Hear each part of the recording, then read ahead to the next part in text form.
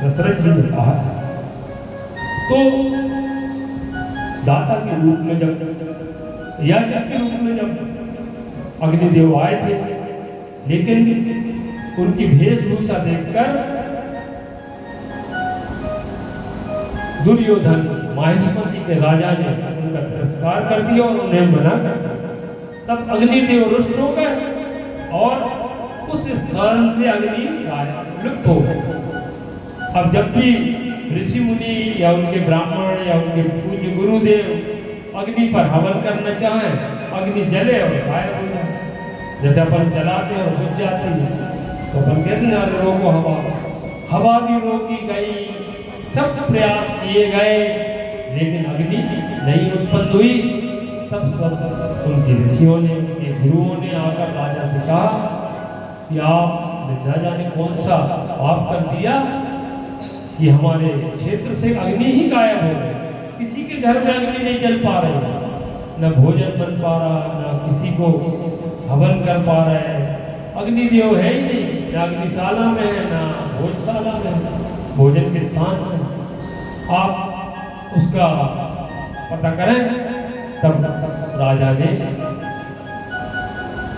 चिंतन किया और बड़े बड़े ऋषियों को बुलाया, उनसे पूछा कि हे प्रभु, हमसे क्या हो गया, हमसे कौन सा पाप हो गया, अब आप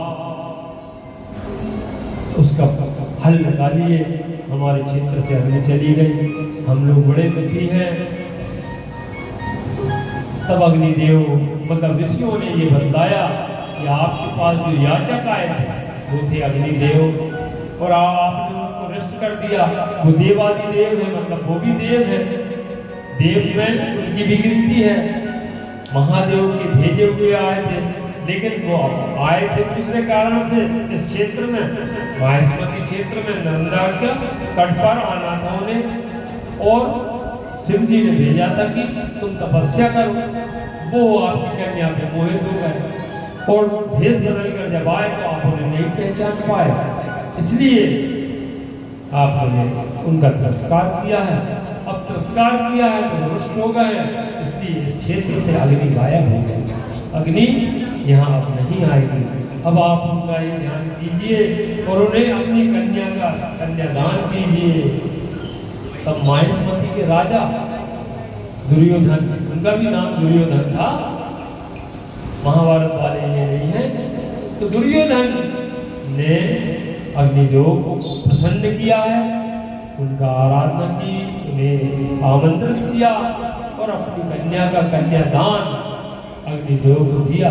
क्योंकि वो तो राजा थे, तो राजा ही ढूंढ रहे थे अपनी कन्या के लिए, उनकी भी गलती नहीं है। अग्निदेव को विश्व देश में आना था कि राष्ट्रीय वेश धारण करके आना था या अपने बारे में बताना था। तो राजाओं से भी ऊपर देव है, तो वही दुर्योधन भी प्रसन्न हुआ और अपनी कन्या का उसके साथ विवाह कर दिया। विवाह हो जाने से अग्निदेव प्रसन्न हुए और उस तीर्थ क्षेत्र में अग्नि तीर्थ के रूप में माहिष्मती में भगवान शंकर की अग्निदेव ने कई कलिकाल तक तपस्या की और इस स्थान पर महादेव जी भी विराजमान हुए। अब इस तीर्थ का जो संधि है, अर्थात अमल जो संधि युक्त तिथियां होती हैं, उसका महात्मा है। अग्निदेव के कारण अमावस्या और पूर्णमासी को उस स्थान में स्नान करना, पूजन करना, भक्ति भाव से युक्त होना, पितृदेवों का तर्पण करना, अश्वमेध यज्ञों के समान फल प्राप्त होता है। यह वर्णन सुनने मात्र से, इस तीर्थ के बारे में आपने जो सुना, उस कथा को सुना, उस कथा का श्रवण किया, उसको सुनने मात्र से ही सब पाप आपके पुण्य में बदल जाते हैं। ऐसी मां नर्मदा की हम पर कृपा होती है। भगवान शंकर हमारे समस्त पापों को नाश करके पुण्य में बदलते हैं, पुण्य प्रदान करते हैं। बोलिए भगवान शंकर की जय हो, अग्निदेव की जय हो, नर्मदे मात की जय हो। हर हर नर्मदे। बोली नर्मदा माई।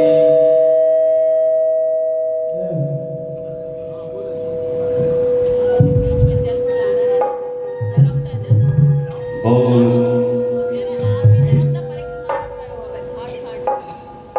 हेलो। बोली नर्मदा माई की।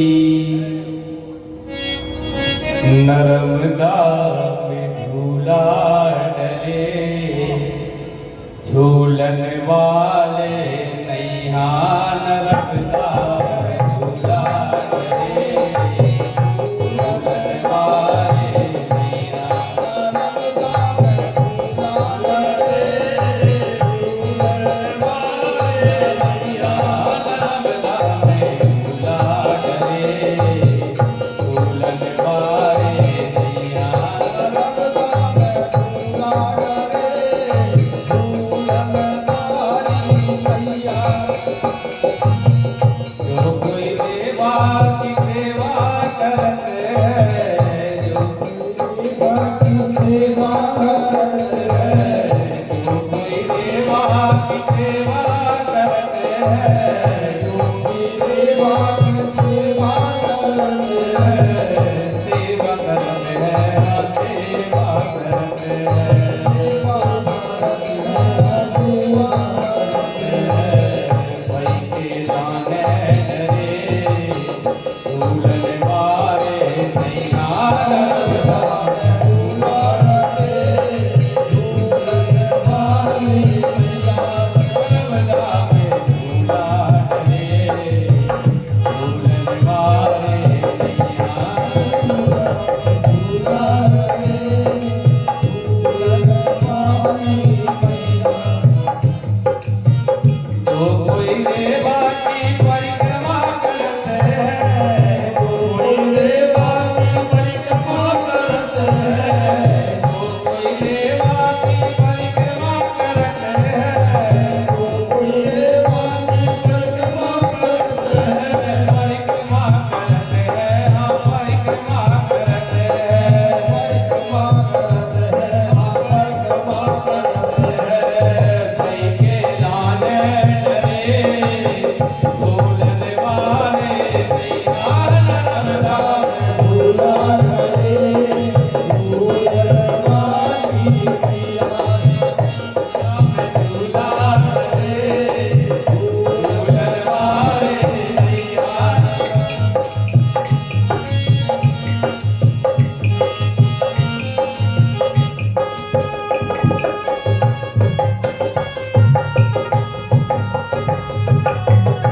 जय हो।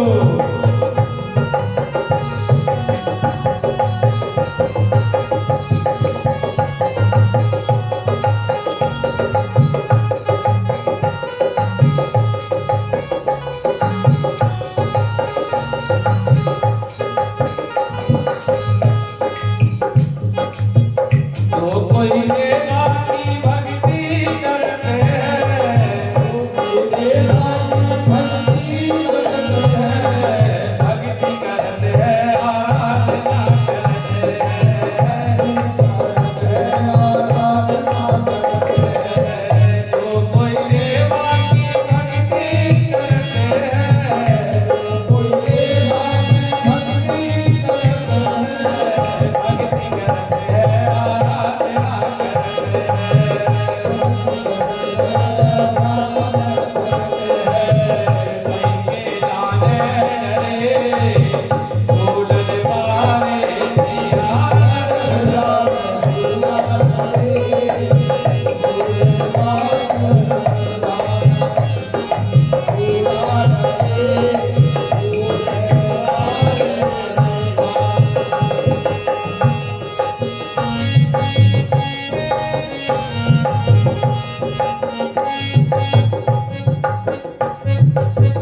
मैं करूं सेवा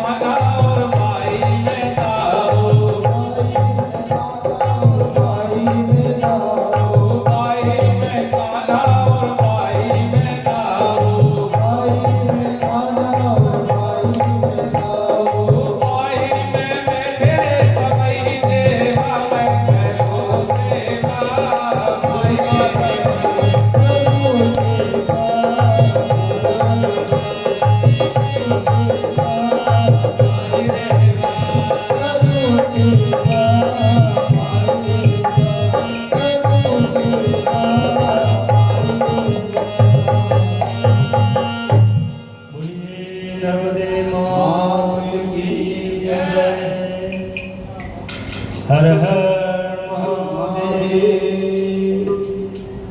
अभी अग्नि तीर्थ के बारे में हमने जाना।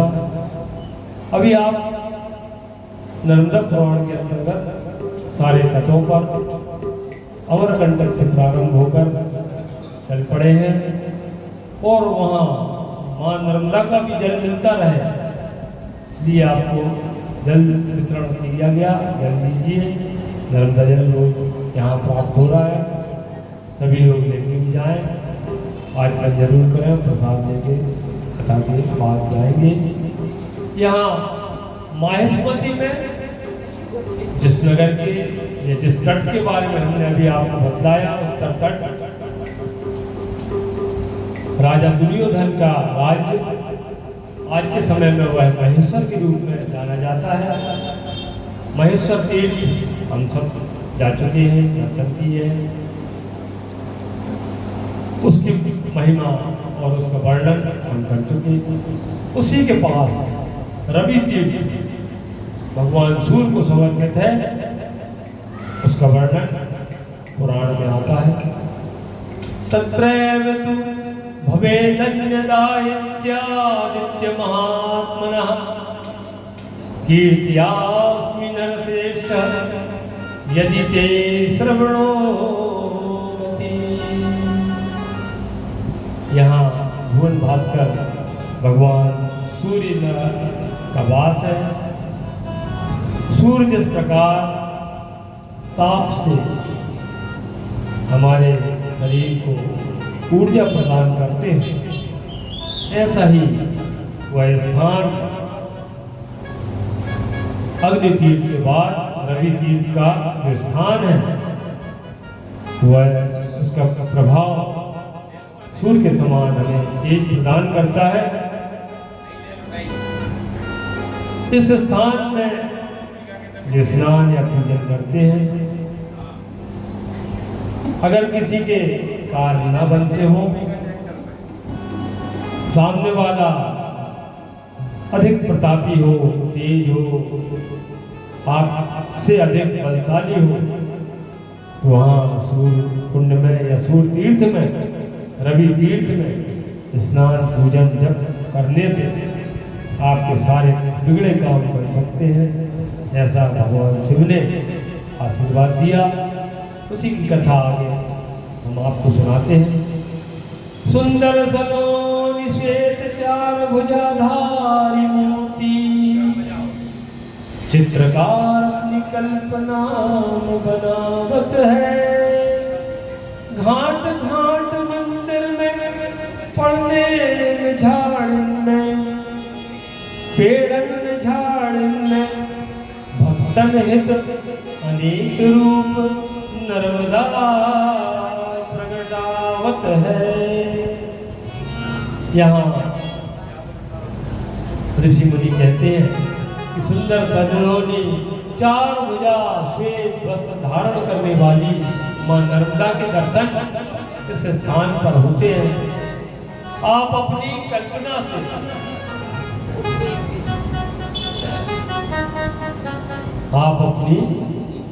से मां नर्मदा का जो चित्र आंखों में धारण करते हैं या बनाते हैं। मां नर्मदा चार भुजाधारी है, 16 वर्ष की आयु है, मगर पर सवार है। ऐसी कल्पना करते हैं और चित्र बनाते हैं। घाट घाट में मंदिर जो पड़ते हैं, झाड़े पेड़न सभी में माँ का वास है और वे अनेक रूप धारण करके आपके सामने आपके सहयोग के लिए उपस्थित होती है। ऐसा मार्कंडेय जी ऋषि ने युधिष्ठिर से कहा कि दूसरा तीर्थ जो है भगवान सूर्य का है। कुलिका के वंश में उत्पन्न एक भक्त सदाचारी ब्राह्मण कहने लगा कि मैं सूर्य को देखूंगा। ऐसा विचार करके वह नर्मदा के तट पर आया। अब सूर्य को कोई देख सकता है? अगर सूर्य पास में आ जाए तो आपको शक्ति नहीं, किसी में भी शक्ति सामर्थ्य नहीं वह सूर्य के ताप को सहन कर सके। एक समय जटायु ने भी संपाति के साथ वृक्षराज जो वो हुए, जटायु और संपाति दो भाई, भगवान सीता जी के हरण के समय जटायु ने युद्ध किया है रावण से, पक्षीराज। एक समय उन दोनों ने भी अपने आप को शर्त लगा ली कि हम सूर्य के पास कौन टहलने जाता है या सूर्य के निकट तक कौन पहुंचे, अधिकतम ऊंचाई तक कौन उड़ना चाहता है, कौन उड़ सकता है। ऐसा विचार करके दोनों सूर्य की ओर बढ़े। संपाति बड़ा भाई था, छोटे से क्यों हारे, ऐसा मन में विचार करके वह उड़ते ही गया। और जब सूर्य के निकट पहुंचा है तो सूर्य के ताप से संपाति पर जो उसके पंख से वो जलने लगे और उससे पहले ही जटायु वापस पृथ्वी पर लौट आए, क्योंकि सूर्य के ताप को सहन करने की शक्ति किसी में नहीं। अब जब संपाति के पंख जल गए, वह सूर्य के किनारे एक जगह एक गुफा में आकर गिर पड़ा। जब वानर लोगों ने सीता माता की खोज के लिए दक्षिण दिशा में पहुंचे हैं, तब उसी संपाति ने, क्योंकि गिद्ध की जो दृष्टि है वो अनेक बहुत ही दूर तक देखने वाली है, उसी गुफा में बैठे बैठे देख लिया कि माता सीता लंका में है और अशोक वन में बैठी हुई पेड़ के नीचे बैठी है, अशोक के पेड़ के नीचे, और मुझे दिखाई दे रही है दक्षिण दिशा की ओर। समुद्र को लांघने वाले जिसमें शक्ति हो, मेरे पंख जल गए तो मैं आपको ले चलता और राम के इस काज में मैं सहभागी हो जाता। पहले तो वो खाने को तैयार था, अब यहाँ जटायु की बात आती है तो जटायु ने युद्ध किया है।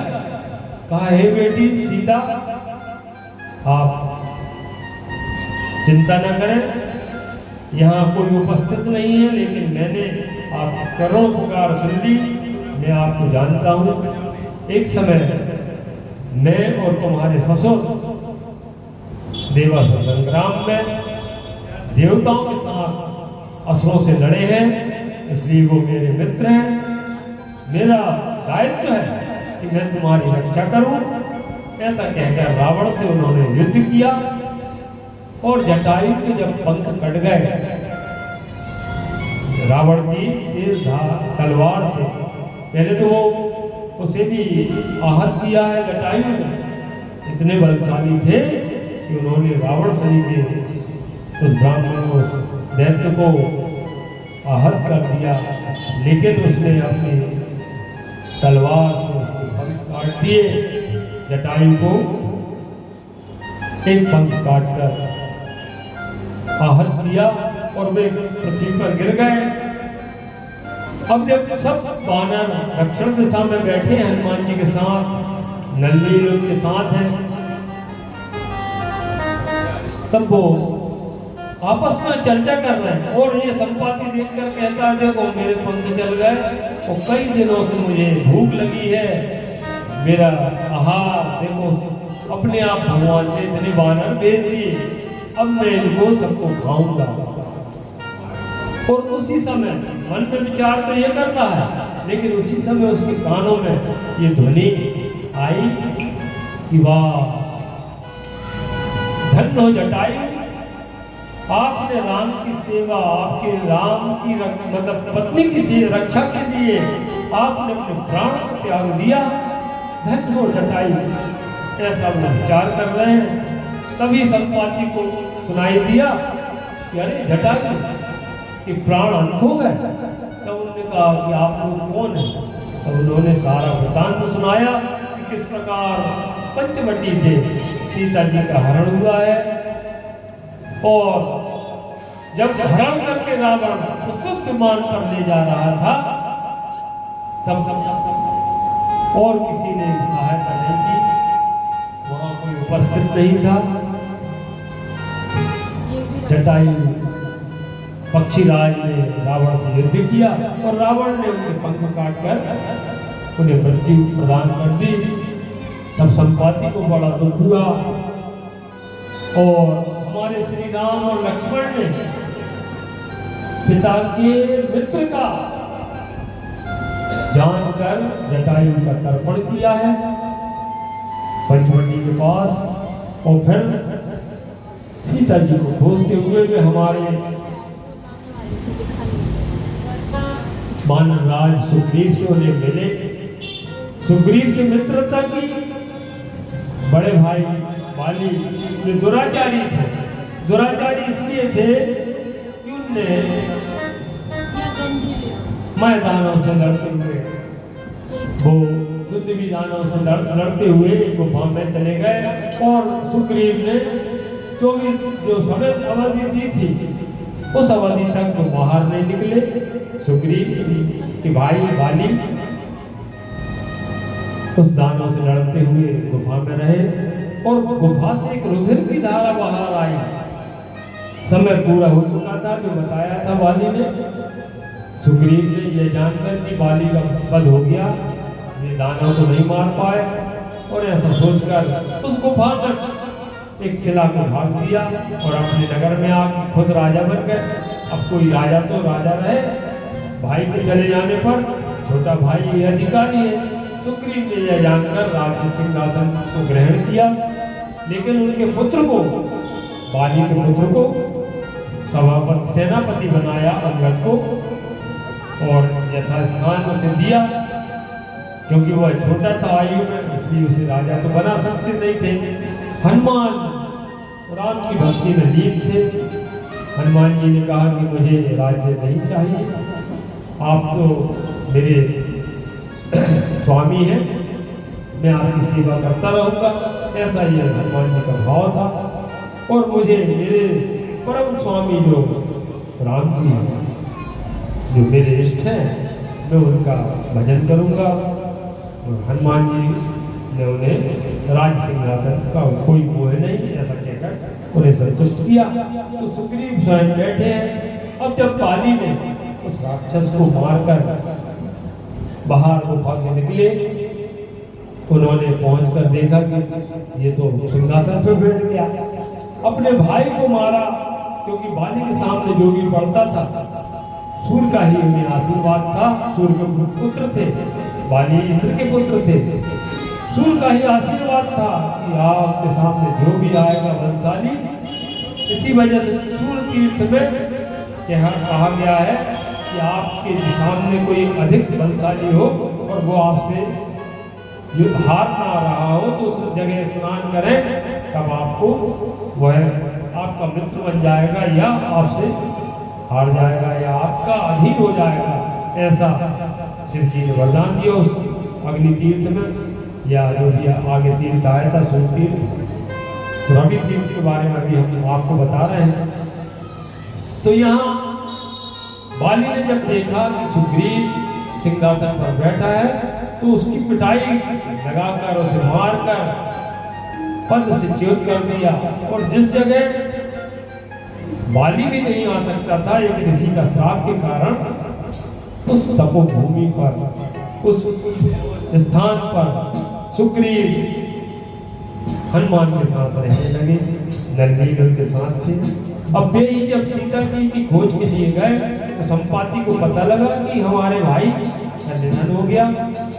संपाति ने देखकर सीता की खोज बता दी, कोई भी नांग ले, 7 योजन समुद्र है, उसको पार कर ले, तभी आप सीता के पास पहुंच सकते हैं। तब वृक्षराज जामवंत जी ने हनुमान जी को प्रेरणा दी, उन्हें उनके बल को याद दिलाया और कहा कि क्या चुपचाप साथ रहे हो हनुमाना, आप 7 योजन समुद्र को क्षण में ही पार कर देंगे, आप में ऐसी शक्ति है। हनुमान ने बल को दिखलाया और वे सीता जी के पास पहुंच गए। सुंदरकांड की एक बात यहाँ आती है कि सभी कहते हैं सुंदरकांड क्यों सुंदर है, तो सिर्फ उसमें ये भाव है, हम भी कुछ कहना चाहते हैं उस बारे में, है तो अज्ञानी, उतना भी अनुभव नहीं, लेकिन सुंदरकांड की सुंदरता, सबसे बड़ी सुंदर बात ये है कि माता सीता के सामने जब हनुमान जी उपस्थित हुए, तब उन्होंने मुद्रिका डाली है और